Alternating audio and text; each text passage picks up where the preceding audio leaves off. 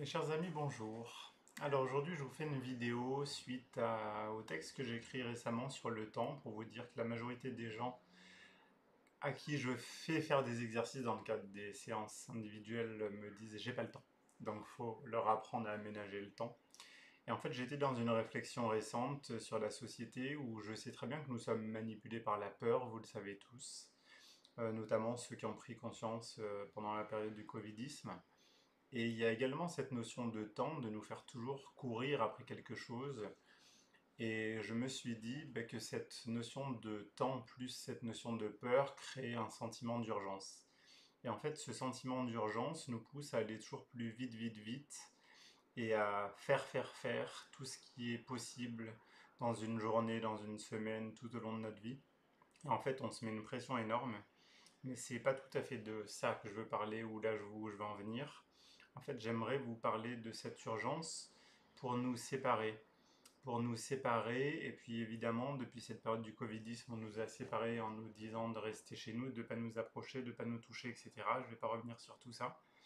Et en fait, je réalise également que, comme je vous en ai déjà parlé dans certaines vidéos, il y a le fameux diviser pour mieux régner, avec des oui, oui, oui, non, pour, contre, etc. Ukraine, Russie, Israël, Palestine, etc. Et en fait, j'ai une prise de conscience qui est qu'en fait tout ça donne un sentiment d'accélération du temps, notamment dû aux réseaux sociaux où il faut toujours réagir le plus vite possible, avoir un mot, avoir quelque chose, une réaction. Je vois qu'hier, par exemple, j'ai partagé un article du Monde et certains m'ont répondu oui, mais c'est pas parce que c'est écrit dans le Monde que. Alors que j'étais là, mais c'est pas du tout ce que j'ai dit en fait. Et en fait, la personne n'avait pas lu l'article. Mais bon, bref, passons. C'est des choses qui arrivent. À moi aussi d'ailleurs, des fois je réagis au titre. Donc je suis embarqué dans cette notion du temps et comme je vous ai dit, j'ai perdu mon téléphone récemment et quand je vois des gens dans la rue qui marchent avec leur téléphone ou quand je m'arrête à côté de quelqu'un qui, qui scrolle, je vois vraiment qu'il y a cette urgence sans urgence en fait. On est dans cette société du vite, vite, vite et on se met des stress en fait. C'est du stress qu'on se crée même quand on est seul et qu'on a le temps. En fait, on a besoin d'aller vite. Et en fait, ce sentiment d'urgence, là où je veux en venir, c'est qu'il nous amène également à la solitude. Et tout simplement parce qu'on veut faire vite, alors on s'isole des autres, et puis on se met sur son téléphone, on s'isole des autres. Et puis finalement, on organise notre temps et notre stress pour aller seul. Je vois beaucoup de gens qui me disent ouais ce soir je vais à la salle. Moi je suis aussi le genre à dire bah, ce week-end j'irai marcher, mais j'ai besoin d'être seul pour aller marcher. Donc je me mets vraiment dans ce lot de création de solitude parce qu'en fait seul on est désemparé, on n'échange pas, on ne discute pas et en fait la majorité des gens dans leur vie et dans les réseaux sociaux finalement n'échangent que pour avoir de courtes interactions qui s'entrechoquent au lieu de se compléter. Et je le réalise toujours plus que ce soit dans la vie de tous les jours, même si je ne suis pas quelqu'un de conflictuel, ou sur les réseaux sociaux où, comme je vous le dis souvent, les gens sont de plus en plus tendus. Et en fait, c'est mes notions qui se mélangent à la fois de temps, d'urgence, de stress, de peur et donc de solitude, finalement, pour être complotiste, parce que j'arrête les sans être complotiste, font partie de ce plan qui sert à nous manipuler dans le simple but d'éviter de nous regrouper et élaborer des plans et des stratégies en tant qu'entité, en tant que collectif, en tant que citoyen conscient. Parce que si nous sommes des citoyens conscients, mais que nous n'échangeons pas, pas forcément dans le but de nous mettre d'accord, mais au moins dans le but de tirer des axes qui vont dans la même direction, euh, bien, ça arrange tout à fait le système. Je vous prends un exemple politique qui est vraiment très simple pour moi, c'est que par exemple, il est arrivé, j'ai pas d'exemple en tête, mais de voir des débats parlementaires où l'extrême gauche et l'extrême droite, qui sont quand même les deux partis les plus forts en France, veulent proposer la même loi. Mais quand c'est l'extrême gauche qui la propose, l'extrême droite dit non, on va pas voter le truc des mélanchonistes. Et quand c'est l'extrême droite qui le propose, les mélanchonistes vont dire on va pas voter les trucs des lepénistes. Alors qu'en fait, ils sont d'accord. Et notamment, je pense à cette cause qui est la destitution de Macron. Finalement, ils pourraient se mettre d'accord et destituer Macron dans un objectif commun, c'est-à-dire qu'on le destitue et ensuite il y a des élections et le peuple tranche, mais non, ils préfèrent ne pas se mettre d'accord, donc rester divisés, rester chacun dans son coin et garder le peu de pouvoir qu'on a dans son petit enclos. Donc on se sent très fort finalement dans sa petite bande, mais on n'ose pas se mettre d'accord avec d'autres sur des situations plus graves et plus importantes. Et je pense que c'est ça la société. Euh, c'est très générique de dire la société, mais je pense que le plan de dépuissance, pour faire très très très complotiste, c'est effectivement de nous isoler, de nous rendre finalement, quand on regarde la vie, notamment, je parle des réseaux sociaux, mais il y a aussi tout ce qui est Internet, les commandes online, Amazon, la vie à la Uber, je commande. En fait, finalement, on a toujours moins d'interactions. Les caisses automatiques, vous êtes sur l'autoroute, il n'y a plus de personnel. Là, je parlais du supermarché, mais partout où on va, en fait, il y a une automatisation de la vie. Il y a un service online. Je pense aussi à un exemple avec mon fils récemment. On s'était vu et puis on voulait manger quelque part. Je ne savais pas où c'était. Et puis mon premier réflexe, c'est je lui dis bah attends, je vais demander à quelqu'un. Et il m'arrête et il me dit bah papa, pourquoi tu regardes pas sur ton téléphone? Et c'est vrai que je me suis dit mais je suis jeune pourtant, mais j'ai pas le réflexe GPS. J'ai le réflexe d'aller demander à quelqu'un dans la rue de me donner la direction.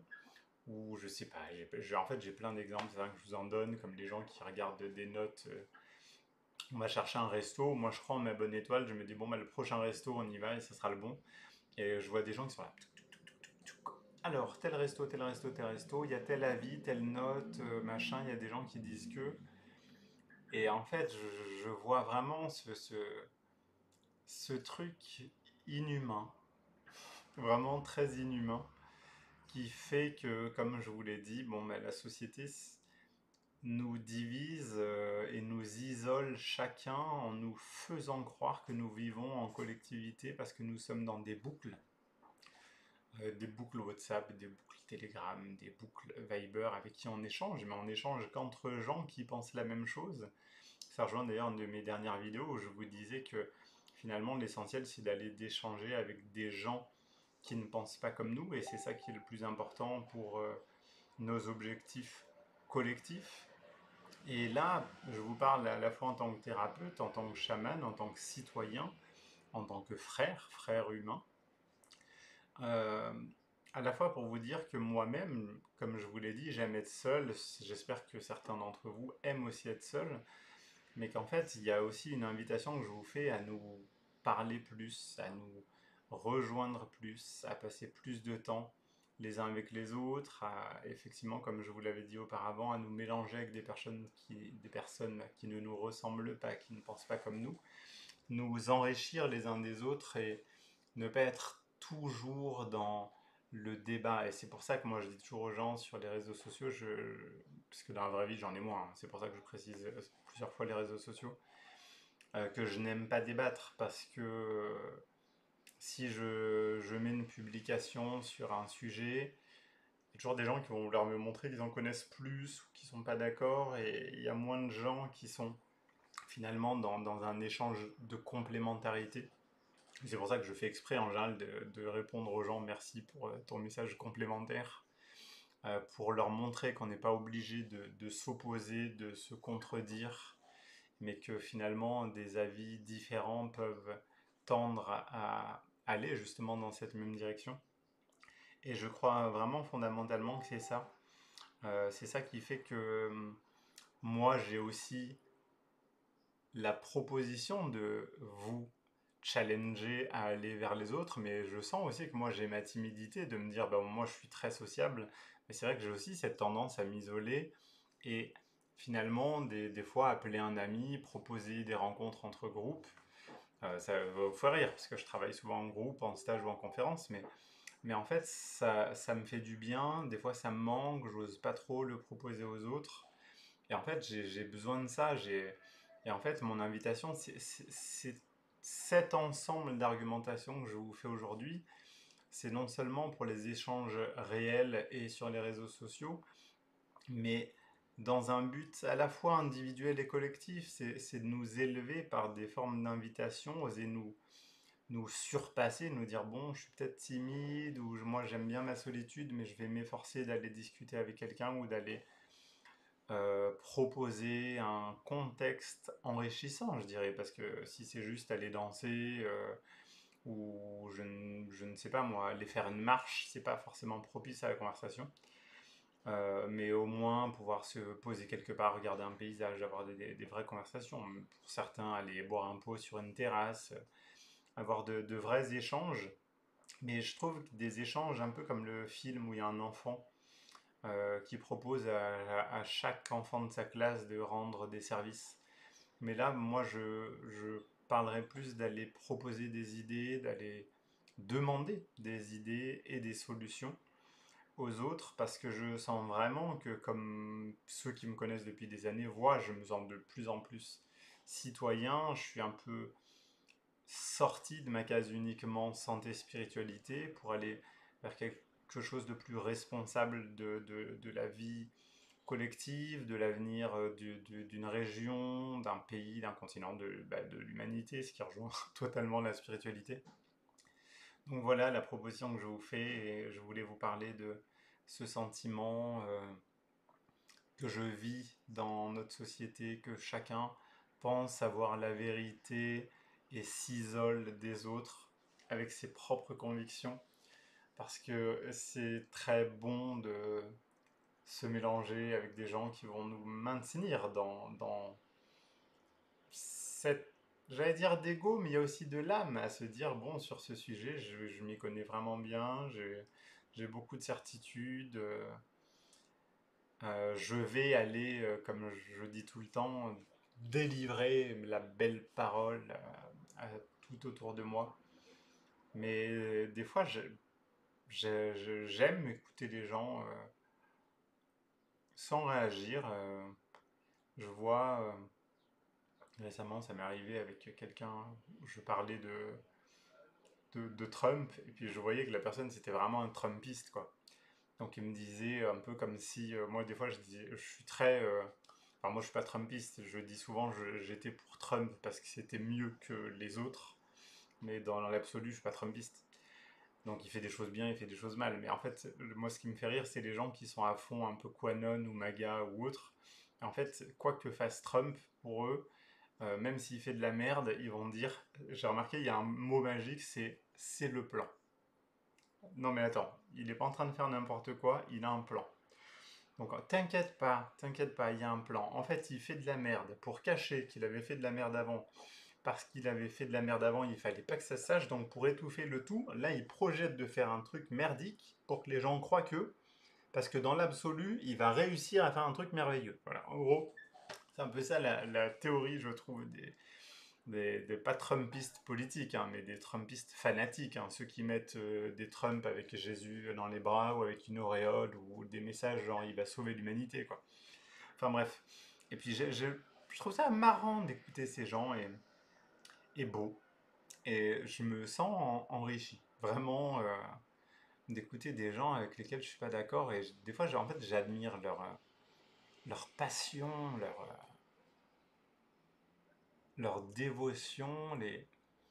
Je me dis, mais si nous pouvions utiliser cette énergie de conviction dans nos actions, mais c'est ça que je trouverais le plus fou. Et vous me direz, il y en a plein des gens qui font ça, je vais dire des conférenciers, mais ça ferait genre, je parle de moi, mais je parle dans le côté civique, civil, des Étienne Chouard, des Juan Branco, je sais pas moi, des Alexis Poulain, il y a plein de gens qui vont de ville en ville pour sensibiliser les autres.